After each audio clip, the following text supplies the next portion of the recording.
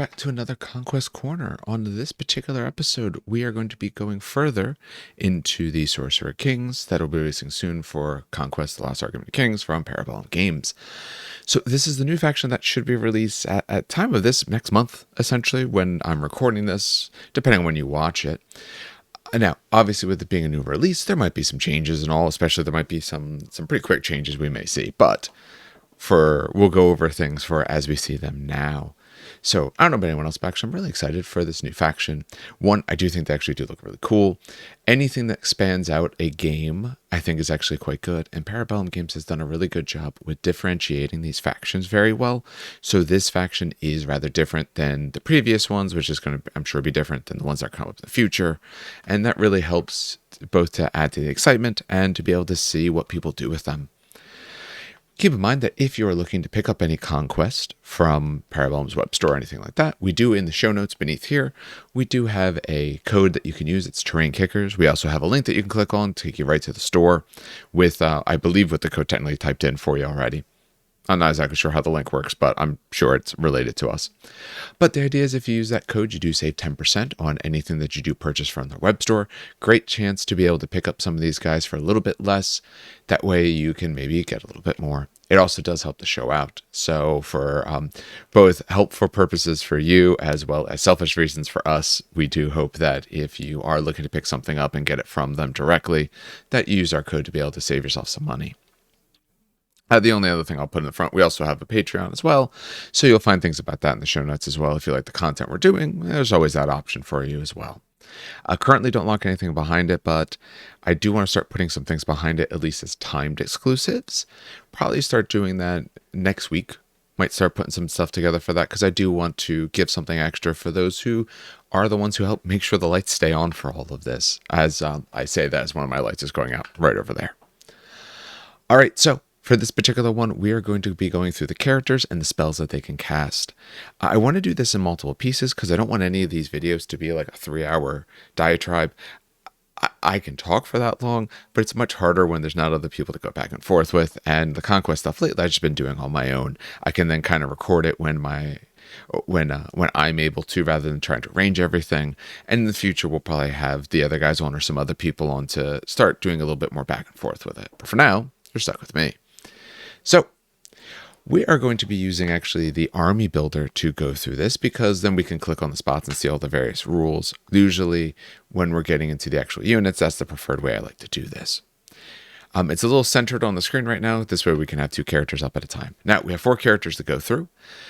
Overall, you know what? Maybe we'll start with the simplest way to do this. And we'll start actually from the cheapest spot. We'll start from the Sadar. And the reason I'm going to start from the Sadar is because, one, can't be your warlord, so we don't have to talk supremacies and all. It is the only character that's not a wizard, so I don't have spells to talk about. And it takes the least amount of stuff. So I think we'll go through him first, so that way we can kind of just get right to it. Now, for these, there's obviously some masteries and all, so we'll talk through them. We won't necessarily be doing the deep dive on those right this moment, but we will talk through the ones that maybe fit the character well or fit a theme. So for this Sadar, so 70 points, this is, as you see, it's a guy wielding a giant blade. This is more of your non-magical, I'm sure there's a little bit more lore, but I almost see them as the leader of your military. So we see move 5, very classic. 2s for the stats for volley and clashing. It's 4 attacks, 4 wounds, 3s and 3s for resolve and defense, and no evade. That seems to be pretty common for at least some of the bits I've looked at, is that evade tends to be missing. Does have a draw event, Word of the Voice. Word of the Voice says, if the player in control of a character stand with this draw event activated a ritual command card in the previous step, in a previous, doesn't have to be the one right before it. So if you have this draw event and a ritual card previously went off on your stack, keep in mind the way the ritual cards work. Your characters who are wizards can put one of the ritual cards out on their turn as a free action, and then they do the normal stuff. They start accumulating ritual markers, depending on what the card says it needs. Every time in the future that a regiment or character goes, boom, put a marker down on all the active cards. Your characters then, instead of drawing a new card, because essentially they can have it put out a new card every time they go, with this action, or they can put 2 ritual markers on 1 card. When you fill up with the appropriate amount, boom, it goes to your discard pile for that turn, and in the following turn, you're going to put it into your deck like you would any other card.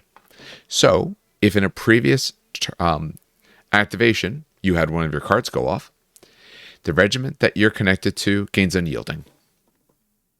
Keep in mind, for anyone who is not familiar as much with unyielding means that enemy regiments can't take the objective zone that you're in. So it's your objective, not theirs, unless you end up being broken. If it's broken, then you lose it.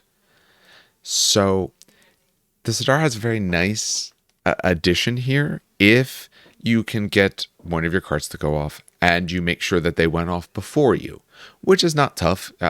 Characters like this, unless you're looking to duel or something like that, he doesn't have a lot of other special abilities that you want to trigger early to be able to build up his unit or anything like that. That means he can absolutely wait. You have him go later, maybe quite late, so that way your opponent doesn't necessarily, depending on where you're positioned, to go and grab the objective.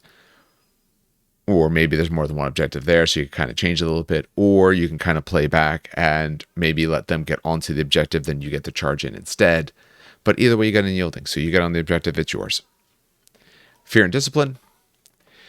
While this character stand is on the battlefield, friendly infantry regiments without the elemental special rule that are seizing objective zones treat their command stands as 2 more. Okay. For things that don't have elemental, it's actually a very short list. I have my list. There we go. I have my list over here.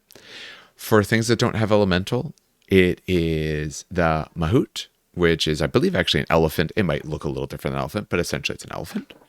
The Vajikur, so that is your base medium infantry and your archers.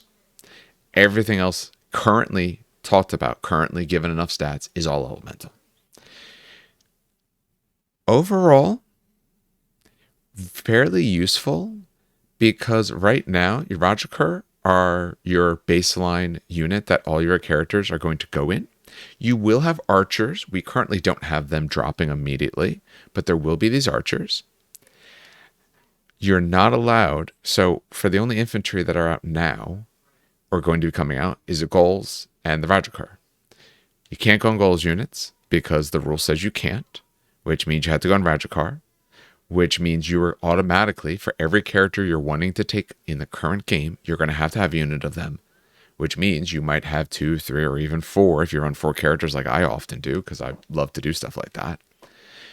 Which means that your little 3-packs, if you're trying to take them cheap, that now they essentially count as 5.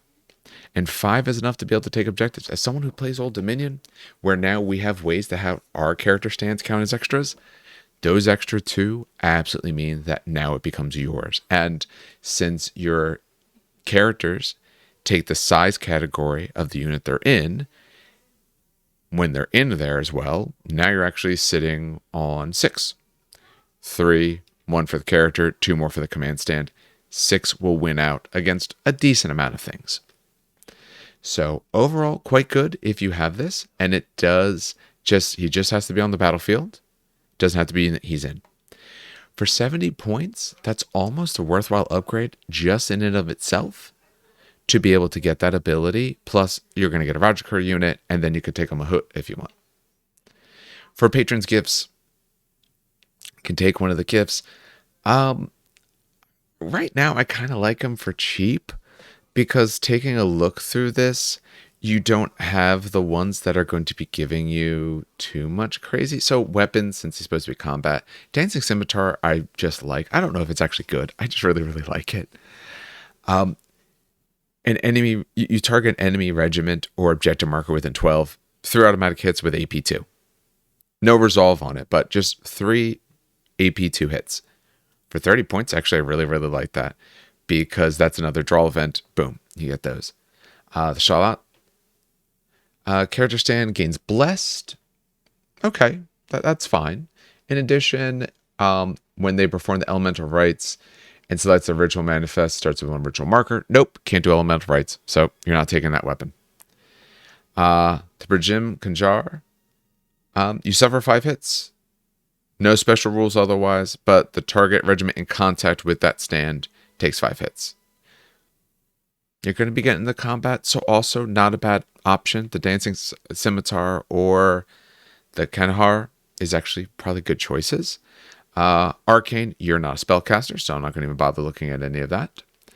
For your banners, Elemental Dominance, friendly target with the Elemental rule. That's not bad. Someone should have this. You have several units that have Bloodlust. Your goals or ghouls have Bloodlust. Although they're a light, they're probably going to be into the things they want quite early. And they're probably already gone. Although you also, your Rakshansa, they have it as well, both types. So they have Bloodlust. And since they're giant monsters, those are something you might want to get more control over. And even if you wanted to charge anyway, getting Unstoppable is better because they're not unstoppable right now. A 7 move with a D6 on the charge, if they're fortunate to do it at, 11, 12, 13 sort of inches. Now, if you can do Unstoppable, you want to charge anyway and you get the reroll, you're going to have them. So that I think someone in your army should have. If you're taking the Rakshansa, I think you absolutely do want one of those. Icon of Transmutation, you can make someone lose the Born of Flame and call them Born of Air or vice versa. That's fine. I would put that maybe one more casters. Elemental Tether, target friendly regiment with the Elemental special rule. Everything we didn't mention before is Elemental. When you resolve a ritual command card, they count as if they're Wizard +1. A good thing. I don't know if he's the one who needs to take it in any way. Combat masteries, so he can take things for combat. Hardened 1, that actually, for his unit, for 30 points, that is actually quite good. Because when we take a look at the Rajkur, they have Hardened 1 already. Now you'll be at Hardened 2. Now you're actually turning away those blades really, really well. If not, you can just give him +1 clash attacks and wounds characteristic if you actually do want him for combat, and he's a little bit more combat person. He can't take the other option. For me personally, I'd probably keep him cheap, or I'd give him maybe one of the up to 30-point upgrades. Like I said, I could see giving him the Dancing Scimitars, or I could see giving him that Lord of Conflict. Because the other ones, I'm more worried about their spell casting, so I'm not worried about making them decent in combat, and I really don't want them to be in combat. Because that means someone who's a better dueler than I might take me out. So this guy, maybe I'd do that. Now he's on a clash 3. He can actually hurt some people. He's now sitting on 5 attacks. He's got that 5th wound.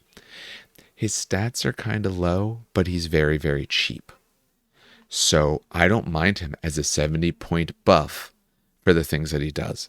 Give my base units that I'm taking +2 to their command stands. And give me that if I've already drawn a card before, I get unyielding. So he's a great way to buff your abilities to take objectives. For his options, you got the Rajakur or the Disciples. I think the Disciples actually are just the archers. If we take a look, because they don't have the archers listed separately. If I take a look, I'm going to look at the other form they gave us just to check that. Yeah, those are just the archers. They gave them a different name here for whatever reason. That's fine. You put them with Rajakur, and you can take the Mahut. I know there is ways to go onto the Mahut as well as a rider, although I don't believe this model can do that. I was right. It's actually the Maharajah is the only one who can actually take the Mahut as a mount. All right, so that gives us our first character. All right, with the first character down, we are now going to go on to the Sorcerer. I'm choosing the next two, the Sorcerer, the Raj, in whatever order. I want to do the Maharajah last. And again, if I horribly mispronounce these names, hopefully I'll figure them out as we go along. All right, so for the Sorcerer. Now, this particular thing is true of the Raj and the Maharajah as well. They all have Arcanic Conduit. That means if the regiment they're in is within range of objective zone, so if they're on an objective, then you get 1 extra ritual marker to 1 ritual that's currently accumulating ritual markers. So when they activate, so when your regiment activates, you naturally will get 1 on all of them. And also, if they're in range of objective, you'll get another 1 on something. So you can add, this is the ways if you are looking to get some of those rituals to actually get them to go off. So for this one, move 5, that actually, is that the same for all of them? Yeah, they're all move 5. Okay, so everyone's a move 5. Normal, what I call human levels of move. Volley 3, which is good because this one actually does shoot. Clash of 2, 4 attacks on 4 wounds, 3 resolve, 2 defense, but actually it does have an evade, have evade of 2. It does have a barrage 3, range 14-inch weapon, so can shoot. Specifically, very good option with your archers because your archers are already shooting as well. Wizard 7 tends to be the wizard they are sitting at. They're all very, very good wizards. Now, let's start talking about some of the supremacies they have. Sorcerer supremacy. It's worded absolutely fine. I do find a little bit of a weird wording, but essentially what it means is if you have an enemy in base contact with one of your regiments that's born of flame or born of air, then you can target them with your spells without worrying about line of sight or range or anything like that. And that's just the warlord may do that. It's always considered to be active, but so your warlord can hit units your other born of air and born of fire units are in base contact with, no matter where they're on the board. It's fine. I mean, okay, in reality, it's good. None of these are bad. However, I like some of the other ones better, so I'm not as thrilled with that. I do think they have good spells, but some of the other options I just enjoy more. I'm wanting to play for the moment into this army with the fact that rituals is the new thing they do, so I want rituals, and we're going to see the Maharajah does a lot more with rituals. All right, for rituals. We in the other video, if you haven't watched it, it's out there. Go ahead and take a look. I'll hopefully put a little thing about it here. But let's take a look at the rituals, just briefly talking about the ones that the sorcerer does. Incite Rage, so at the 10, it gives you target a unit. That unit, all of yours that charge in that round, get shock. So +1 to their clash. Also, like we said, it helps on your impacts. Intrusive Thoughts, that's the one that gives another enemy unit Bloodlust. We talked about how that could be really good because you're going to then force them to charge you or move at you or move in your direction. Maybe because if they can't charge or you have a shot at it, obviously they have to fail essentially a morale or a resolve test. But if you target the right unit, that's a pretty good safe thing to do. Safe. Your next 2 regiments that are friendly, they got Opportunists. Opportunists said that if you're hitting someone in the flank or rear, you get to reroll failed hits. Nice, but very, very situational. And Farsight, you draw the next 3 command cards, pick which one you want to put on top, it goes now. Farsight is absolutely what I think you want to use with this character. You have Arcane Conduit, so when their unit goes, if they're on objective, you can just load it onto this. This is one of the ones that I feel you're going to want to get off reasonably often. Now, for the way this works, if you're essentially your units that are elemental, to a large extent, do I want to say it's all of them?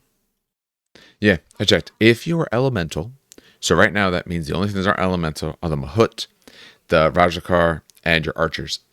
Everyone else who is elemental is born of air or born of flame. So all of them have that. Even the Gauls have it, but the Gauls get a choice. A lot of the other units, they're forced into one or the other. So they absolutely have that. And it just says, hey, for this character stand, you select Court of Fire or you select Court of Air. That tells you what spells you get. And the regiment you're in counts as that as well.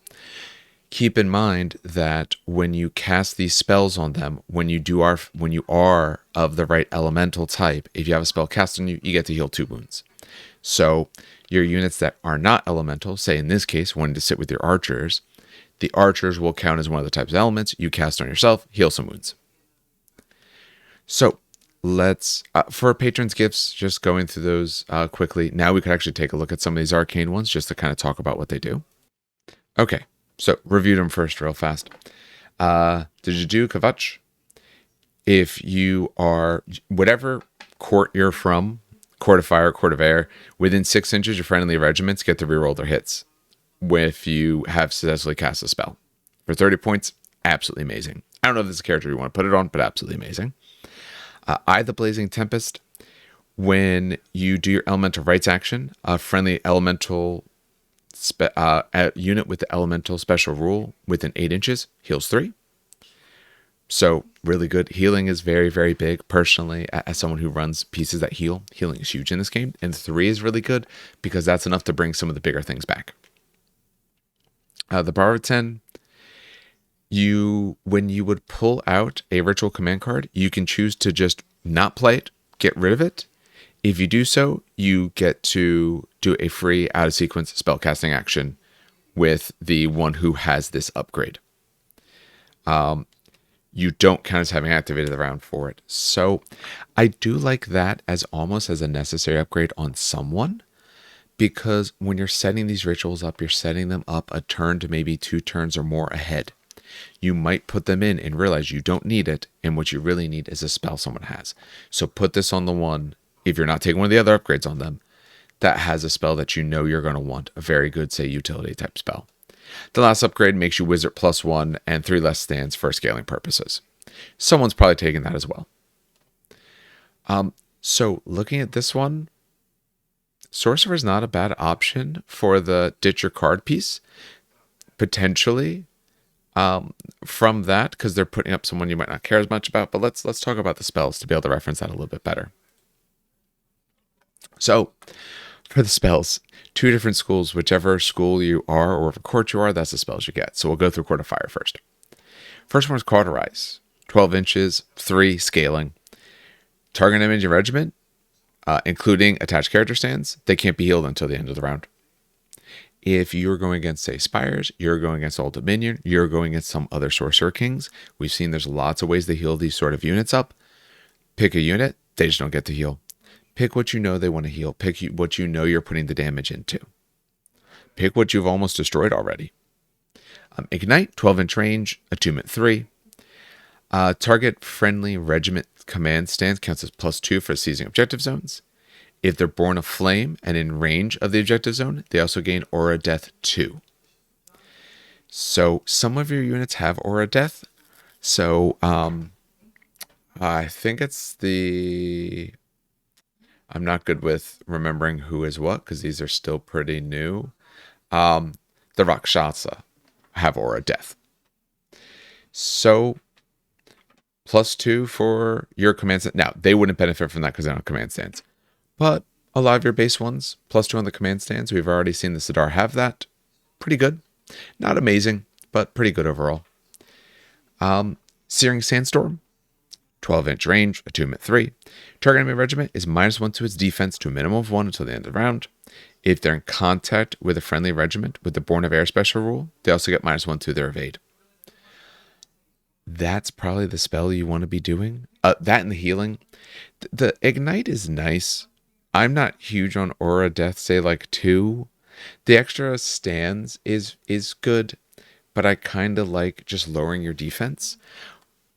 Your base guys, the Rajakar, don't have cleave or anything like that. You do have some units with cleave and all that, but your base thing that you're probably spamming or having the most of, because it's what you currently need to be able to get your units or your archers, they're not cutting through people.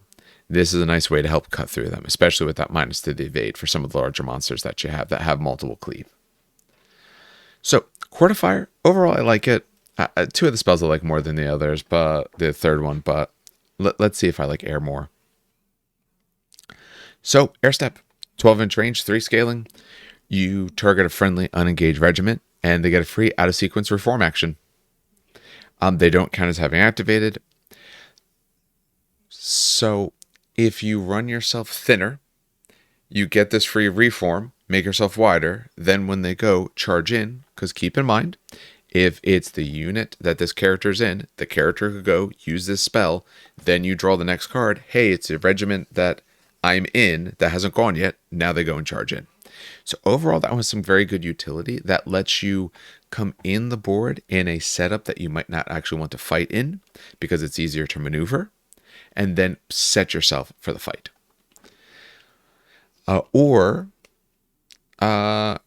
reform action. So can it be a combat reform? The answer by wording would be no, because reform is not combat reform. Reform and combat is called combat reform, so no, I would differentiate those two. Tailwind, 12-inch range, scaling on a 3. Select one target. Target friendly regiments gain unstoppable special rule. If it's an enemy, they have to reroll successful charges. Amazing. Currently, based off these two spells, I'm absolutely taking Court of Air with my Sorcerer. Wildfire, you get 12-inch range again, 3 scaling. Inflict 1 hit per success on enemy regiments. During the victory phase of this round, if the target regiment is in contact with a friendly regiment with the Born of Flame, it cannot seize objective zones. So notice, the fire wants you considering air, the air wants you to consider some fire. So I'm liking the sorcerers for air a lot more, personally, looking at those. The free reform, like I said, can get you into position that you're going to like. More important, tailwind, giving me unstoppable on one of my big units that doesn't have it. Like I said, they have several of their monsters actually do not have it. Does the Mahut have it? No, the Mahut does not have it. That one actually, the Rakshasa do not have it. And Trinavarta does not have it either. So your giant monsters don't have it. So giving them unstoppable means they'll actually get their reliable charges in. Or your opponent who's at that 4 range or so, now they have to reroll their successes.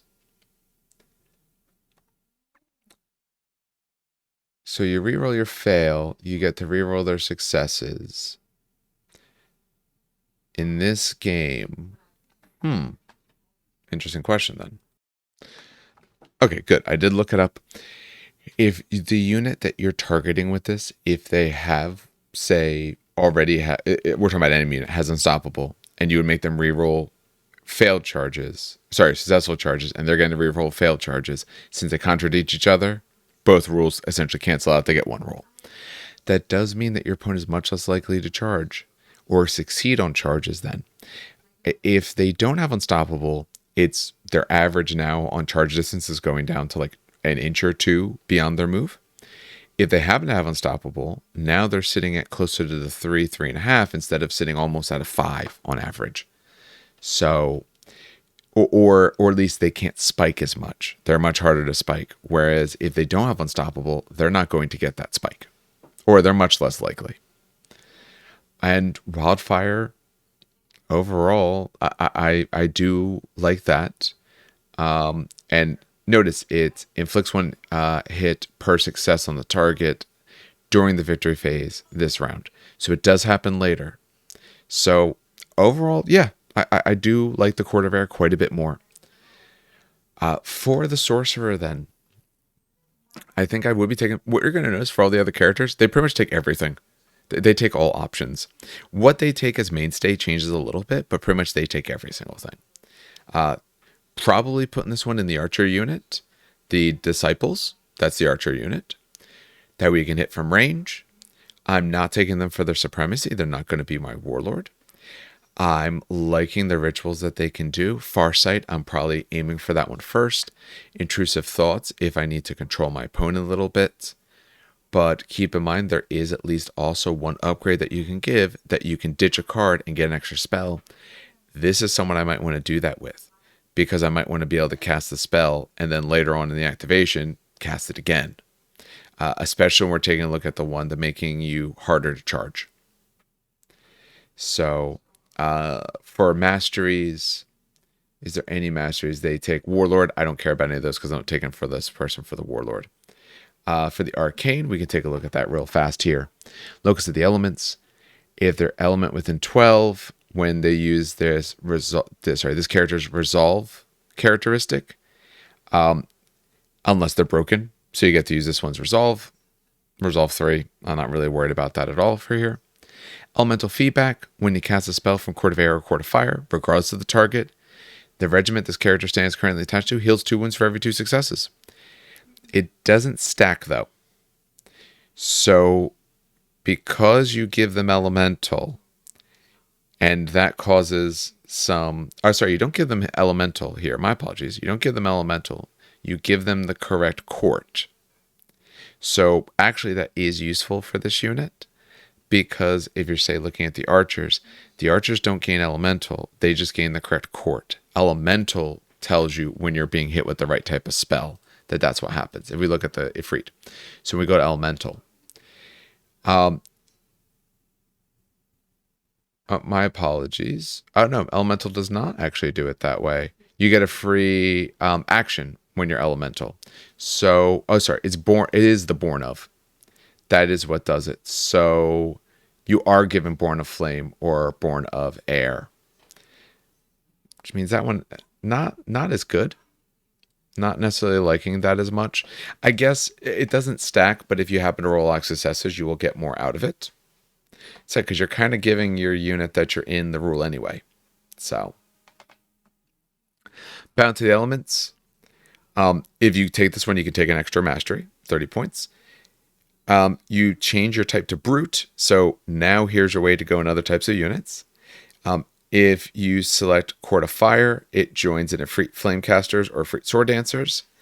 If you choose Court of Air, you're going to win the Dungeon units. So for 30 points, you can now go into one of those bigger units if you want. Absolutely a legitimate thing. I haven't thought too much about whether or not I want to do that, but absolutely a choice. Elemental Projection, your spells are 3 inches further. Unless it's self, then self doesn't change at all. So, not to worry about the upgrades. I do want to do a separate thing talking about the upgrades, more about who might take what. For this particular one, I'm not too concerned about any of those. I think we take enough of the other things. Again, this is first looks. We'll talk more later. I am always worried about stacking too much expensive stuff on these characters and making them cost as much as a full beefy regiment. Like, I don't want them to cost as much as my Ifrit, because if they're costing that or more, I could have a unit of Ifrit. So, all right, that gives us our Sorcerer. All right, we're on to the Raj. Again, like I said, I'm building up from this. The Raj is 100 points. We're looking at move 5, volley 2, clash 3, 5 attacks, like pretty similar to what we've seen. 4 wounds, 3 attack, 3 resolve, and hey, you actually get a 2 evade. So you actually can evade a few of these attacks. Arcane Conduit again. So if the unit they are in is grabbing objective, when they activate, boom, get another marker down. Flurry. So this model's getting the rerolls. And notice it is by stand. It doesn't convert to the unit, but they are getting rerolls. 5 attacks, actually pretty good. That means if you do put some combat masteries on. So if we're taking a look at that real fast, we're looking at the combat ones here. You could add 1 more to your clash attacks and wounds. That one does give you then, like I said, clash 4, 6 attacks. You don't have cleave or anything like that, but at least you're getting in volley of attacks. I'm not looking to be dueling with any of these people, really. Wizard 7, as we saw, notice they're Born of Air and Born of Flame. They actually have both. So, I said, when a friendly spellcaster casts a spell from Court of Air targeting this regiment, or if you are fire, that regiment heals too. You are part of the regiment. So normally, I paused just to go back and reread some rules. Normally, a character's special rules don't affect the regiment unless it says so. Born of Air and Born of Fire says targeting that regiment. So to me, it should make that particular group count as a bit of both. So they should be healed by instant anti-spell cast on them. That's at least my reading right now. If it's meant to be interpreted differently, then I think it needs to be worded differently. Supremacy, Arcane Dervish. Arcane Dervish just means your elemental units gain Terrifying 1 or Terrifying +1, I should say. Terrifying +1 when they're in range of an objective. Most things in your army are elemental.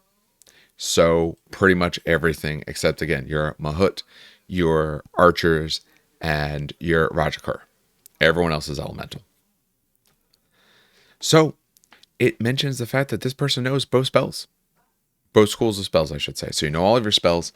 You have your rituals. Let's talk about those rituals again really briefly. We already talked about Thief in this particular one. We already talked about Incite Rage, giving shock. Conflagration is different for this one. That's the out-of-sequence spellcasting action. So one of your spellcasters gets to cast a spell, they count as having 4 successes. And Spiteful Winds. Spiteful Winds are ones we really liked. Your choose an enemy unit within 12. their charge range is now March +2.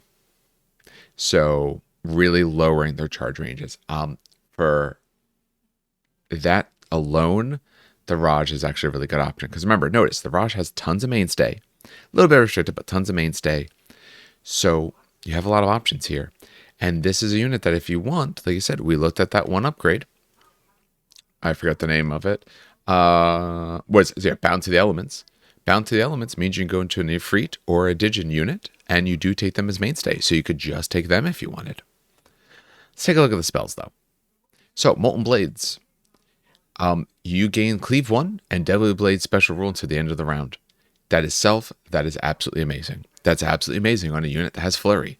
That's absolutely amazing on a unit that can take something to get up to Clash 4 with 6 attacks. Especially if you're inspired, that's 4s rerolling 6s. With Cleave 1, so now you actually have some Cleave. And, like I said, Deadly Blades. Deadly Blades, if memory serves, just to check which one that is. I believe that's the 6s on... Is it popping up? Deadly Blades. Yeah, if they roll a 6 on the defense, it's 2 wounds instead. Just wanted to be sure about that. I don't want to get any of these rules wrong. So Molten Blades is great. And hey, you match the school that this is from, so you're going to heal 2 wounds to the regiment when it goes off. Wreathed in Fire.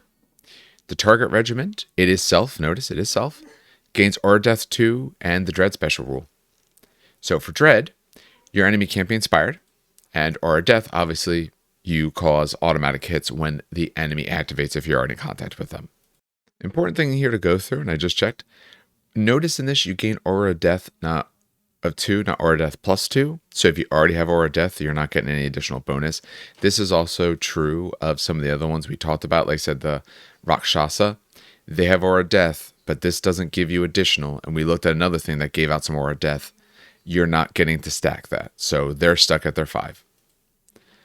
Which is perfectly fine, but you're not getting extra bonuses on that. And we do want to make sure that's clear. In case before there was a little bit of uncertainty there with what I said. I want to make sure that's clear. So far, really great. Storm's Wrath.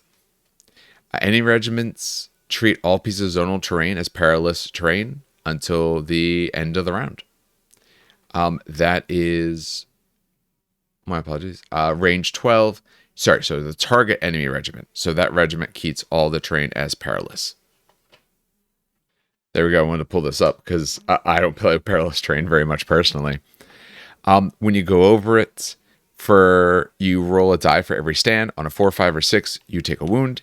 If you're cavalry or chariot, you take 2 wounds. You don't get any defense saves against this. You don't have to test morale.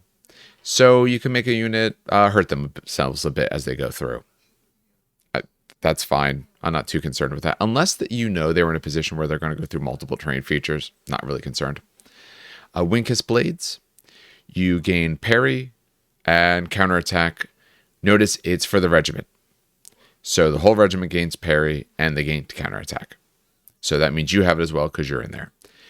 Parry is ones against them have to be rerolled. So if your opponent rolls ones to hit you, you have to reroll them. Counterattack is that on defense, when you roll ones, they get an automatic hit. So if you're in a big enough unit of Rajakar, I can see Spiteful Winds. If I've added that combat abilities and I really want to go fight someone, I'm going to end up doing Molten Blades on myself. Keep in mind that you do have some different ways. Conflagration, a way to be able to cast spells out of turn. So that's a way to give both Spiteful Winds to my unit as well as Insightful Rage. Windkiss Blades and Molten Blades. Because if I do get both of them off, then I'm parrying, counterattacking with Cleave, Flurry, all of those special rules. So to me, the Raj is your sort of combat caster. Absolutely buffs himself up. For gifts, when we're taking a look at patrons' gifts for this, Elemental Dominance isn't bad because this, you again could take Blood Loss off some of those units, give them Unstoppable. Pretty good because I said you do have several units with that. Transmutation, do I want to do that? Nope, don't care about that because I have both automatically. Elemental Tether. So, target friendly user, when resolving command cards, they count as a character stand with wizard +1. That's fine. I'm not too worried about putting that here. For weapon-wise, you can take a patron gift of a weapon if you wanted. Do I really want to take those? No. Maybe to give extra ritual markers. I want someone to have that. Someone's going to have that. I want more ritual markers for sure. For the Arcane, we talked about them. The heal is good, especially if you were taking yourself into a brute unit, so you can heal them a little bit better.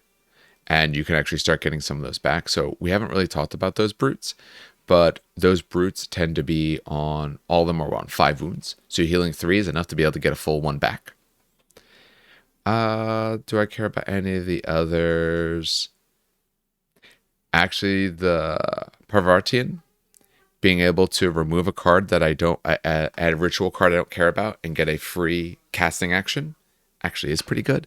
Because we talked about how this is a model that you have multiple of these that you want cast on it. So that's a pretty good upgrade if you want to take it there.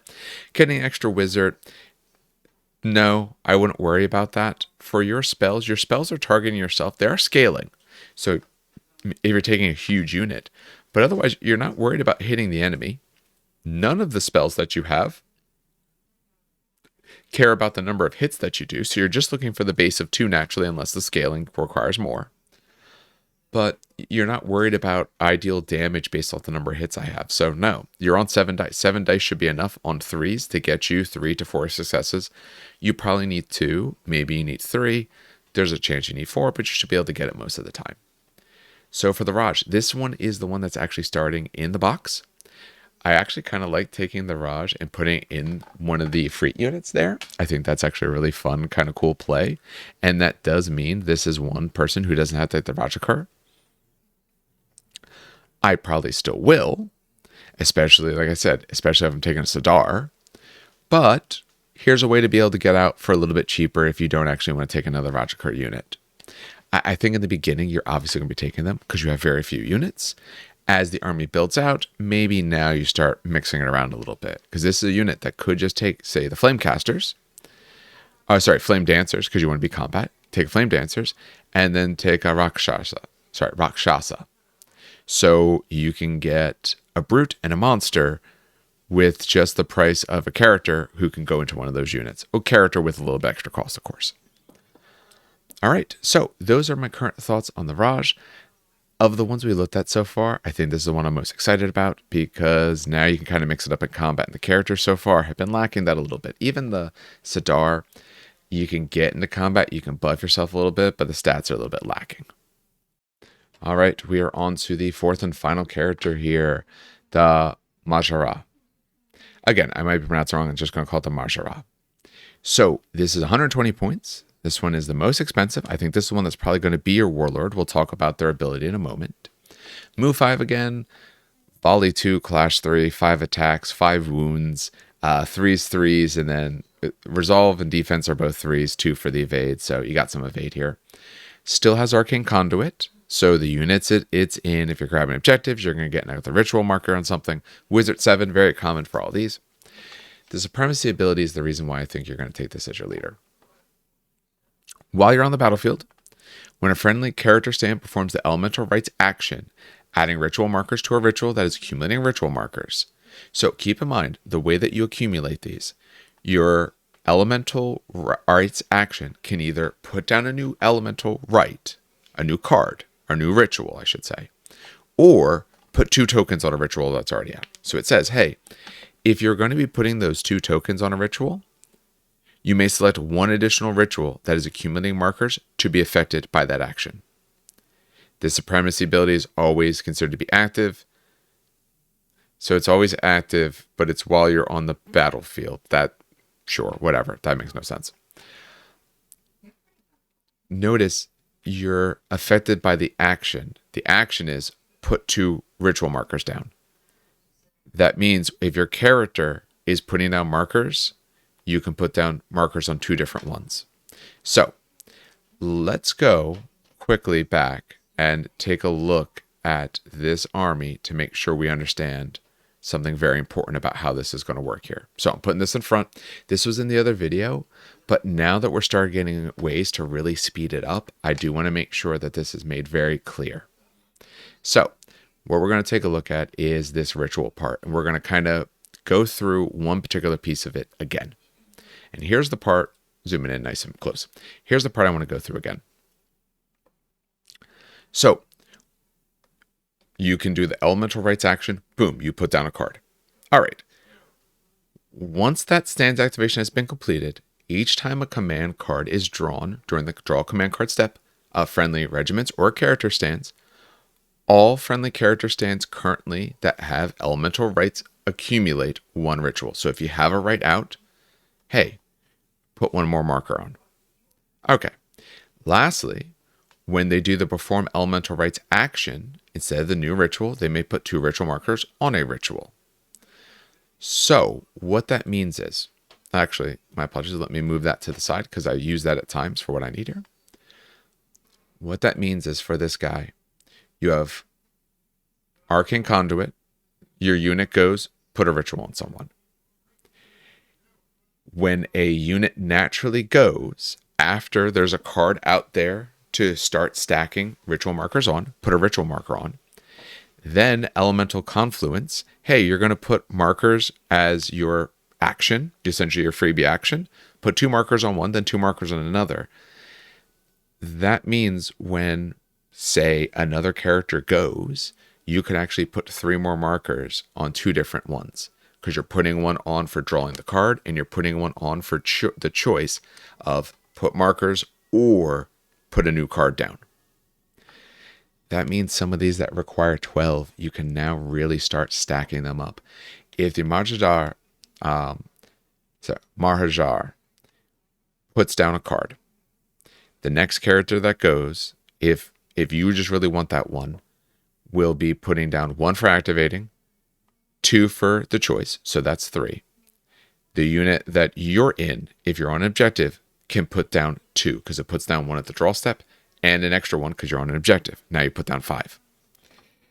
The unit, say your other character's in, say your Sorcerer's in, is going to put down 1. In just essentially a unit or 2 regiments, I should say, and a character, you've already put down 6 markers. You're already halfway there or more, depending on which one you want. You're going to have more things in your army. Again, your character is giving up putting a ritual down, but if there's certain rituals, if you're in that point of the game where you really need to stack the deck in your favor, if you really need to make sure that they can't march quickly to hit you to take your unit out because you're grabbing the objective but you don't have much left, if you absolutely need that, sacrifice everyone else just to get these extras. So to me, the Maharajah is going to be my warlord. You can only take 1 for each court, so you're allowed to have 2 of these. I don't know if I'd run 2. I'm currently running 1 for sure. Absolutely. It's my warlord. I maybe run 2. For rituals, we've already looked at Conflagration. This is the one that free out of sequence casting action. Really good. Fire Dominion. That is the next 2 enemy regiments. They don't get their draw events. Very, very strong, depending on the type of army you're going against. Intrusive Thoughts, that's the one that gives someone, an enemy unit, Bloodlust. Very good for control purposes. And that Spiteful Winds, that one that we really talked about, that March +2 for your charge distance. So, rituals, very strong.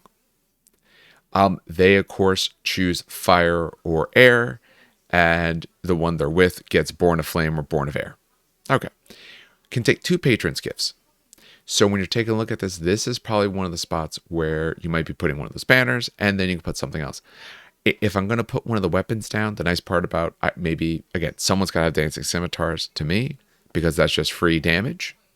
At Cleave 2, that is free damage. I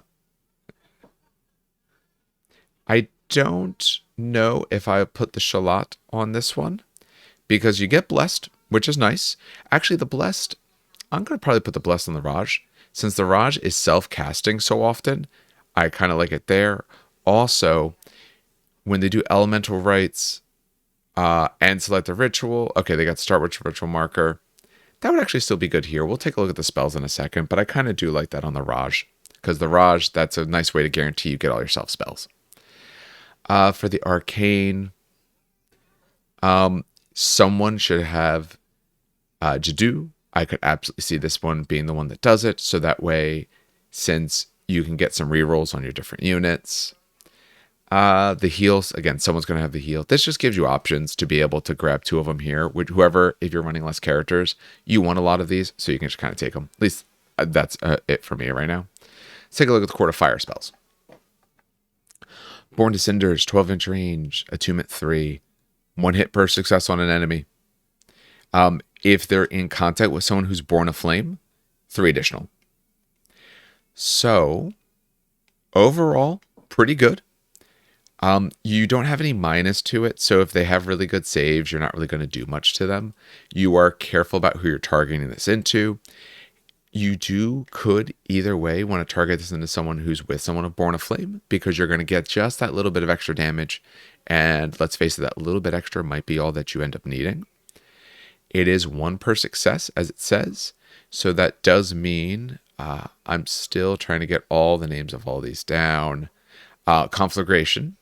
You could get 4 auto successes, and if they're in base with someone, that's instead of 4 automatic hits, 7 automatic hits.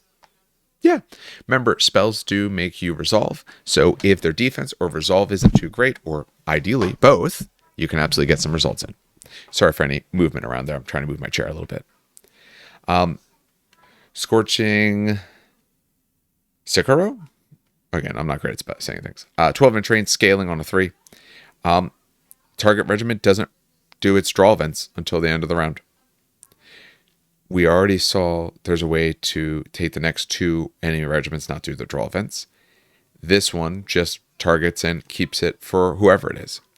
If you can get both in the same turn, that means you could stack them where you want. If you really want to make sure that a particular regiment doesn't get draw events, cast it on them, and then put the deck in the spot when you think other regiments are more likely to go. Wreathed in Flames, 12. It's scaling on a 3. A target-friendly unit gets R Death 2. The first one I like, because I like things to just hit. The second one is pretty good. Stopping your draw events is very, very nice. Third one I'm much less happy with. R Death 2 is fine, but you can't stack it. Let's take a look at the Court of Air. Lifting Winds.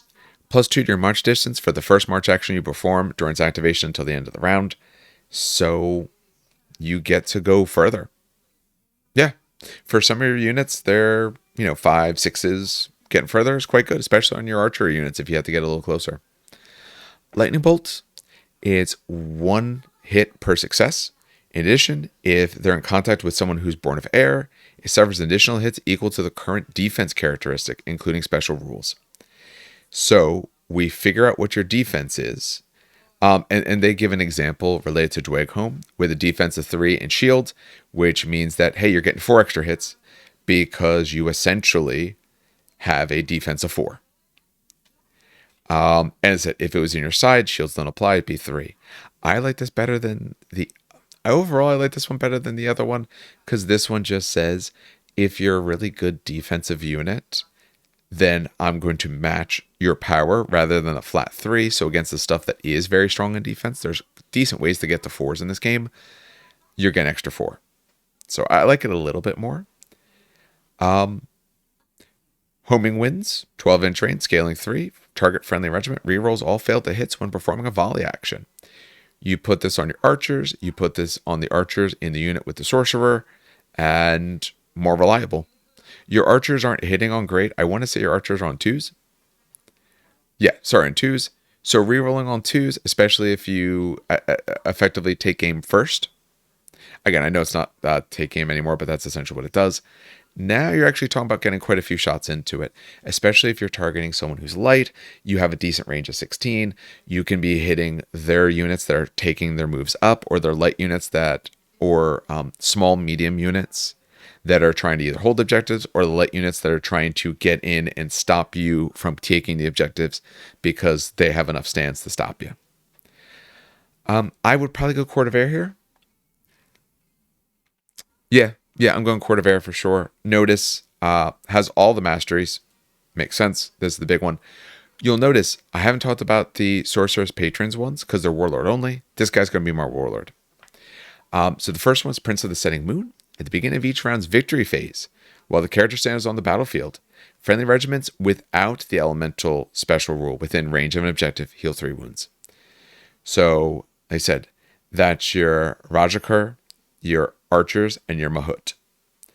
Healing 3 for some of those units is enough to get full stance back. For the Mahut, just helps keep them around. If they're on objectives, your Rajakar are going to be sitting on objectives.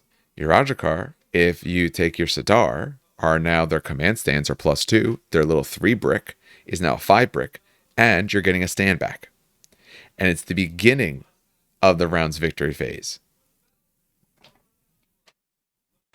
If we review for earning victory points, you earn your victory points essentially during the victory phase.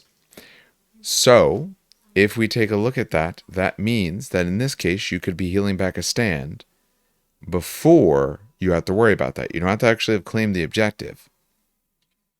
So that means before, if you would have been losing, say, by a stand, because maybe your opponent has as many stands as you now get a stand back. So that can absolutely make a very, very big difference in all of this. What I was going through, here it is. I want to make sure. If we're talking rules, I always want to show it. Is during the victory phase is when you end up scoring. So you'll get to do that because it does say it's at the beginning. So that means for this guy, as long as he's on the battlefield, your units that you're going to be sitting back and probably wanting to be scoring will get stands back before they start to score, or can get stands back. Or your Mahut gets 3 wounds, which is great. Recorder of all the deeds, 40 points. At the beginning of each round's victory phase, if this army's warlord is within range of an objective zone and the player controlling the warlord has seized the objective zone, immediately get 1 extra victory point. Good. I'm less worried about that. Some of these missions, I find the missions tend to score pretty high, so 1 extra in those cases, not as useful. I'm not saying it couldn't help you, but I'm not quite as concerned about. The last one is the Vizier of the Morning Star. It gives that particular unit the character stand is in, that regiment, unyielding. If I'm making my Raj my warlord, yes. Otherwise, if I'm taking the Maharajah, I'm absolutely doing Prince of the Setting Moon. I'm healing my stands back that are ones that are going to want to end up grabbing me my objectives. So that is the way that I want to end up taking that. All right. And notice, again, takes pretty much everything. So that's the overall true of everything. So when we take a look at the characters, one thing we don't have to worry about too much here right now is who takes what, because everyone other than Sadar takes like everything. The Sadar, since they are not elemental types, they're not wizards. They don't, not that the other ones are elementals, but essentially since they aren't wizards, they don't work with the elements, they don't get all the other options. But everyone else pretty much does. And I think they all the same. No, the Raj gets a lot more mainstays, but the other 2 are the same. The Sorcerer and the Maharajah. So when I look at these characters, the Sadar for the cheap count as extra for my command stance to claim objectives I like. The Raj, I like that as my sort of killy character. Sorcerer is a pretty good all-arounder. And the Maharajah is my warlord because has the best supremacy, has very good rituals that I want, and Court of Air probably for that one. I'm liking Court of Air there. The Raj gets everything, so it doesn't matter which one. Sorcerer, I might just go Court of Fire because I want some of it, and also I do like the spells that it has there. Lowering the defense is probably the biggest thing to me there, so I'm probably doing that. Originally, my first list might almost have one of each. If I have to drop one, depending on my list composition, if I'm running the Raj in an Efreet unit, then I probably don't necessarily need the Sadar because I'm not taking as many Rajakar. or other ones. I'm just looking at the Rajakar because they're the ones that I'm having to probably put my people in otherwise. The Raj, I like it in the Ifrit, so the Sadar maybe becomes less necessary. Sorcerer probably maybe a little bit less necessary. Again, if I'm taking archer units, then I'm probably taking the Sorcerer for that. The Maharajah, even if that wasn't going to be my warlord, that almost feels a necessity because of all the good that it can do. So those are all my thoughts on this. What I would say, let me know your thoughts below. Let me know what models that you want to be your warlord. What character are you wanting to run? Are any of these you want to run 2 of? If you want to run a more combat-oriented list, I could see as running 2 Rajas. The 2 Maharajah, I could see doing that as well if you're running 1 fire, 1 air, to make sure that you have access to every little thing that you could use. And it then gives you more ways to put down some of those particular those particular rituals that they more of have. Don't know if I'd run 2 of any of the others, but again, that's just me. I think personally, when I start this out, I'm probably going to try to run lists that have all 4 just to get a feel of everyone. Then I'm probably going to try swapping 1 out at a time to get a feel for how do they perform. Like, am I feeling that I'm truly missing them? I think the biggest thing is going to be for a while until you're really comfortable with the rituals and which rituals you want and when you want them. And are you fine with just getting a few rituals, or do you really want to get a lot of them? Because if you do want these rituals, then you might want more characters. Keep in mind, to do the ritual action, you do have to be the wizard, so the Sadar doesn't do any of that. But he does buff you in other ways, and he buffs you for pretty cheap at base of even if you just take the 70 with that. So that probably just does enough for you anyway. But overall, I'm really excited about what I see. This gave us a way to talk about also a lot of the other little extras. We might still discuss them a little bit more in detail later. But I think for determining who takes what, I think I kind of had to get some games in first before I get a real feel for which upgrades are actually the best to put on someone. But hopefully through this, gave you some idea of the way to run them, what we kind of see for them, thought processes, and maybe some tactics. We'll do a full tactics discussion once all these models are in hand, start to get some play in. Like I said, if you're looking to pick any of this up, we got a code below. Terrain Kickers is the code. There's also a link you can click on. Save yourself 10%. Help us out as well. Like I said, if you're enjoying all this Conquest content, I'm going to have a whole bunch more out this week. We do have a Patreon. That's what helps keep the lights on. So if you're really enjoying it, that's something you can always think about. We have some very cheap tiers as well, because the point of it was never necessarily to make money. It's to cover costs, because there's costs associated with all of this. But you will be seeing some other videos. Next thing is the regiments. I'm going to start with the regiments that are actually coming out, and then we'll get to the regiments that we don't know. We know some stuff about, but they're not going to be initial releases. But I want to start with the initial releases. Might do all at once, might do in pieces, not really sure which. But now we have all the basis we need to really be able to talk about those units and what we can do to make them sing.